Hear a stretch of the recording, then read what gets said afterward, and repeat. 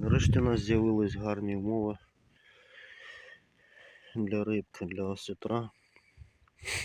Тепер будемо приручати їх, щоб вони були у нас ручними взагалі.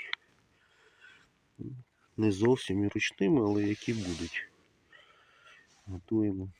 Кому цікаво, як ми це зробили, пишіть, телефонуйте, контакти є в профілі. Розповімо, допоможемо зробити такі самі умови гарні. Допоможемо з мальком. Проконсультуємо, розкажемо, як все зробити і що потрібно для того, щоб у вас були в ставочку у вашому осетри.